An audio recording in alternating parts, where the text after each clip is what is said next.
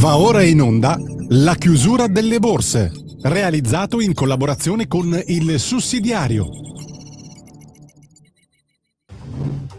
Radio Libertà, in collaborazione con Il Sussidiario TV, presenta La chiusura delle borse di oggi.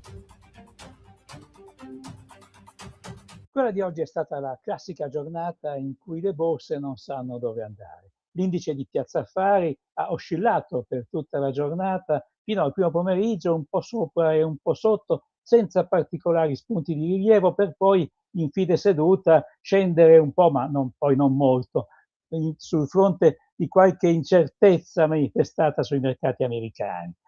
Spicca un po' la performance di Stellantis, che è cresciuta molto più dell'indice e che ha usufruito delle notizie che arrivano dagli Stati Uniti di un possibile accordo tra Stati Uniti e Canada per il mantenimento a basso livello dei tassi che avevano raggiunto il 50% per decisione di Donald Trump. Anche sul fronte americano ha destato un po' di preoccupazione la crescita delle quotazioni dei Treasury e quindi dei tassi di interesse americani in vista delle riunioni della Federal Reserve che a metà settembre dovranno decidere sui tassi di interesse che saranno influenzati anche dall'andamento dell'inflazione. In Europa gli ultimi dati hanno dimostrato un'inflazione pressoché stabile che si è fermata attorno al 3%, risentendo certamente degli aumenti dei prezzi del petrolio e delle materie prime e dei beni energetici, ma non così tanto da incutere un po' di preoccupazione rispetto a quella che c'era già prima. Quindi è probabile che sul fronte europeo la situazione rimanga sostanzialmente stabile, anche se fonti della Banca Centrale hanno sottolineato che comunque il 3% è abbastanza distante dalla quota del 2%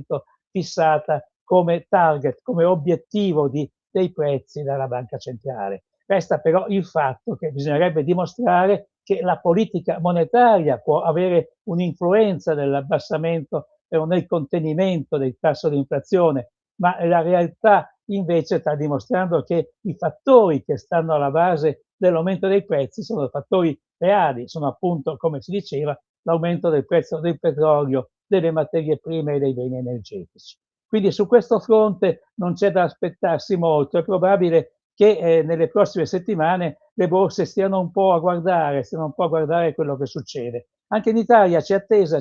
per quello che viene chiamato il risico bancario. Oggi il Sole 24 Ore ha anticipato la possibilità che il Monte dei Paschi possa uscire allo scoperto con nuove iniziative nei confronti di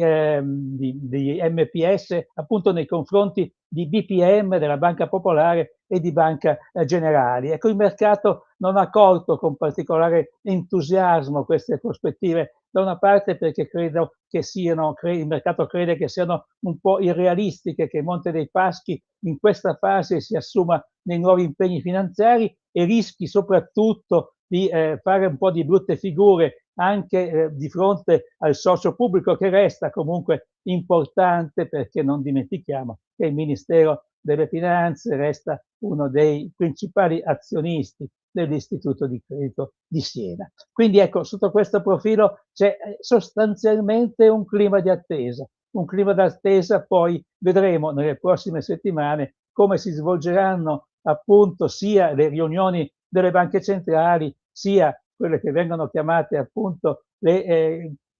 intonazioni di fondo di un mercato bancario che in Italia potrebbe ancora riservare qualche sorpresa.